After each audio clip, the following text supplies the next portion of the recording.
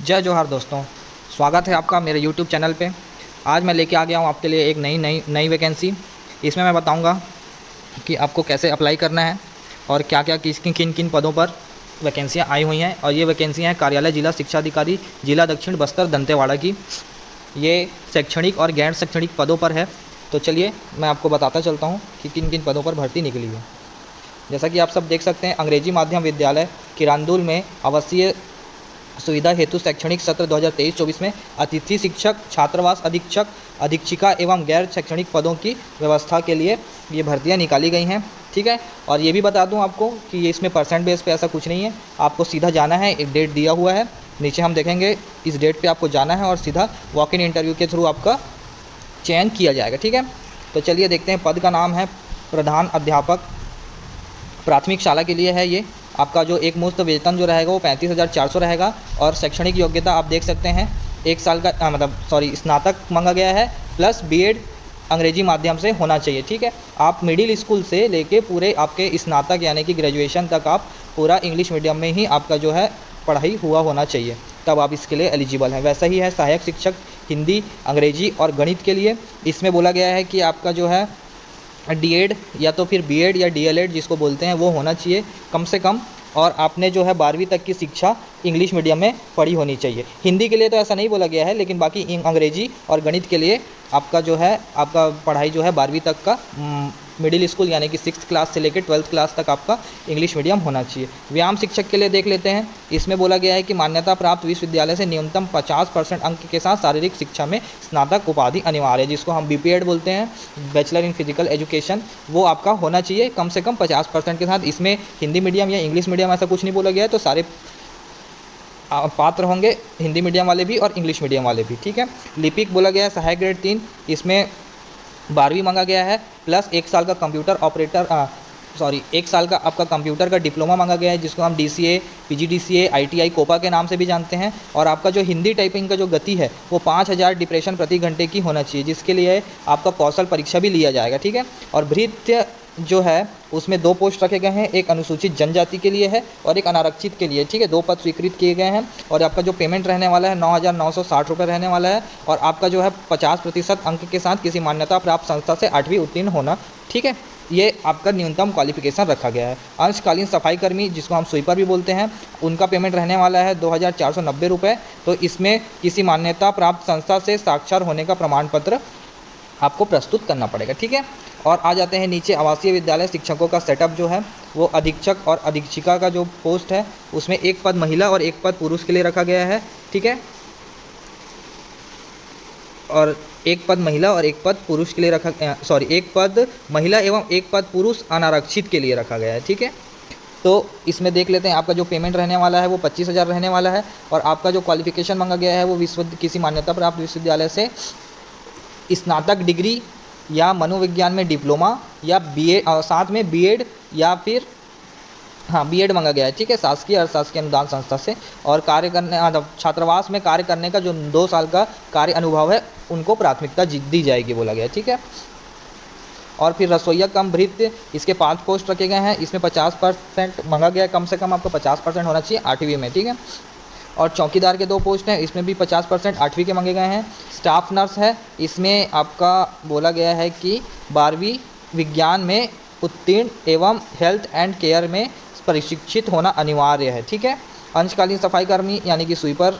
और ये जो पोस्ट हैं, ये जो 1, 2, 3, 4, 5 जो पोस्ट हैं ये आपके हॉस्टल के लिए रहने वाले हैं। ठीक है। और ये ऊपर के जो पोस्ट हैं ये आपके स्कूल के लिए रहने वाले हैं। और ये जो नीचे के जो 5 पोस्ट हैं ये हॉस्टल के लिए रहने वाले हैं। ठीक है। तो इसमें भी स्वीपर का ज़रूरत पड़ेगा, तो उसको भी एक किसी मान्यता प्राप्त संस्था से साक्षर होने का प्रमाण पत्र देना होगा। ठीक है। और वॉक इन इंटरव्यू का डेट मैं आपको बता देता हूँ, 28/7/2023 को स्थान रहेगा आपका जिला शिक्षा प्रशिक्षण संस्था डाइट परिसर दंतेवाड़ा में, उपस्थित होना अनिवार्य है। ठीक है। विज्ञापन की विस्तृत जानकारी के लिए आप इस वेबसाइट पे जाके देख सकते हैं। वहाँ पे चयन प्रक्रिया जो रहने वाली है वो रहने वाली है आपका शैक्षणिक पदों के लिए जो है, टीचर के लिए जो है वो आपका टीटी उत्तीर्ण होना जरूरी बोला गया है। आपका डीएड, डीएलएड, बीएड होना जरूरी है। ठीक है। और अभ्यर्थी का चयन साक्षात्कार या डेमो के माध्यम से किया जाएगा। चयन प्रक्रिया में शैक्षणिक अर्हताएँ के कुल प्राप्त प्रतिशत का 70% आभार एवं साक्षात्कार का 30% अंक दिया जाएगा। ठीक है, अगर आपका जो परसेंट जितना आया हुआ है आपके स्नातक में 12वीं में, तो उसका जो है 70% भार दिया जाएगा और 30% जो रहेगा वो आपका साक्षात्कार के माध्यम से आपको अंक दिए जाएंगे। ठीक है, साक्षात्कार एवं डेमो में 25% से कम अंक प्राप्त करने वाले आवेदन को चयन प्रक्रिया से बाहर कर दिया जाएगा। ठीक है, अगर आपका इंटरव्यू में आपका 25% से कम अंक प्राप्त होते हैं आपको, तो फिर आपको सीधा सीधा बाहर कर दिया जाएगा। ठीक है, चयन संबंधी उपरोक्त समस्त प्रक्रिया में समिति का निर्णय अंतिम एवं मान्य होगा। ठीक है ना। लिपिक सहायक ग्रेड 3 के लिए बात कर लेते हैं, तो आपका 12वीं परीक्षा उत्तीर्ण होना चाहिए। अगर आपने पुरानी हायर सेकेंडरी स्कूल पास किया हुआ है, जहाँ जिस टाइम पे 11वीं तक के हुआ करता था, तो आपका जो है वो पहला साल ग्रेजुएशन का 1 साल भी आपका कंप्लीट होना चाहिए। ठीक है, दूसरा बोला गया है 1 वर्षीय डिप्लोमा होना चाहिए कंप्यूटर एप्लीकेशन का, जिसको PGDCA, DCA और ITI कोपा के नाम से जानते हैं, जो मैं आपको बता चुका हूँ। और आपका 500 की डिप्रेशन प्रति घंटा होना चाहिए। इसमें 500 लिखा हुआ है, लेकिन यहाँ पे कहाँ गया, हाँ यहाँ पे 5000 की डिप्रेशन प्रति घंटा लिखा हुआ है। ठीक है ना, तो आप देख लीजिएगा, मेरे हिसाब से 5000 की डिप्रेशन प्रति घंटा ही होता है, लेकिन ये 500 गलती से टाइप कर दिया गया होगा मेरे हिसाब से, मुझे ऐसा लगता है। ठीक है, नर्सिंग स्टाफ के लिए 12वीं परीक्षा उत्तीर्ण प्लस हेल्थ केयर प्रतिशत होना चाहिए। ठीक है, भृत्य चौकीदार अंशकालीन सफाई कर्मी के लिए 50% होना चाहिए आपका 8वीं में, और एवं राज्य जिला दंतेवाड़ा के मूल निवासी ही मान्य होंगे। ठीक है ना, ये जो भृत्य चौकीदार अंशकालीन सफाई कर्मी जो हैं, ये सिर्फ और सिर्फ दंतेवाड़ा के मूल निवासी ही फॉर्म भर सकते हैं। ठीक है, बाकी अगर कोई जाएंगे तो वो अपात्र हो जाएंगे सीधा। ठीक है, वॉक इन इंटरव्यू है, और वॉक इन इंटरव्यू का समय जो रहेगा वो रहेगा आपका 10 बजे से लेकर 1 बजे तक। स्थान मैंने बता दिया है, डाइट दंतेवाड़ा में स्थान, और समय रहेगा आपका 10 बजे से 1 बजे तक, 10 बजे से 1 बजे तक किया जाएगा। निर्धारित समय के पश्चात पंजीयन हेतु आवेदन मान्य नहीं होंगे। ठीक है ना, आपको 10 से 1 के बीच में जाके अपना पंजीयन कराना ही है। ठीक है ना, ये नीचे में फॉर्म दिया हुआ है, ये फॉर्म आप लेकर जाएंगे वहाँ पे और अपना डॉक्यूमेंट अटैच करेंगे और वहाँ पे जाके अपना पंजीयन करेंगे। ठीक है, और 1 बजे के बाद आपका प्रोसेस चालू होगा इंटरव्यू का। ठीक है ना, विज्ञापन तिथि के पूर्व अर्जित की गई शैक्षणिक एवं अन्य व्यवसायिक योग्यता तथा अन्य जारी प्रमाण पत्र ही मान्य होंगे। ठीक है ना, जो तिथि दी गई है इंटरव्यू के लिए, ठीक है ना, उसके पहले जो भी डॉक्यूमेंट जो आप अटैच करेंगे फॉर्म के साथ, तो वो जो डॉक्यूमेंट है वो आपके इंटरव्यू के 1 दिन पहले तक का बना हुआ होना चाहिए। ठीक है ना, इंटरव्यू के दिन भी अगर बना हुआ आपका आवेदन या मतलब कोई प्रमाण पत्र रहेगा तो वो आपका अमान्य कर दिया जाएगा। ठीक है, जो इसमें लिखा है वो मैं आपको बताता चल रहा हूँ। सेवा अवधि के दौरान प्रति माह एकमुश्त मान दिया जाएगा और दूसरा कोई भत्ता नहीं दिया जाएगा। ठीक है ना,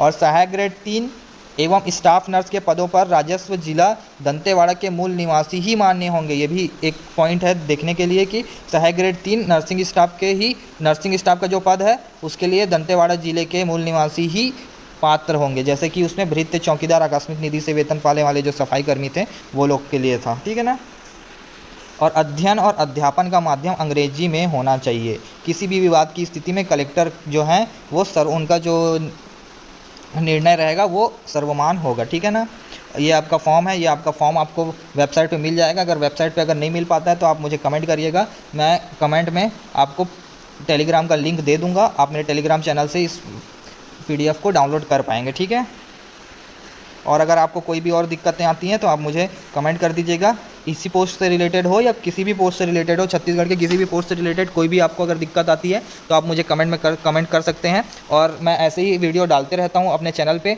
जो कि छत्तीसगढ़ से के जॉब से रिलेटेड रहती हैं, तो आप मेरे चैनल को सब्सक्राइब कर लीजिएगा ताकि आपको इधर उधर भटकना ना पड़े, एक ही जगह पर सारी जानकारी आपको मैं उपलब्ध कराता रहूँगा। ठीक है, धन्यवाद दोस्तों, मिलते हैं अगले वीडियो में।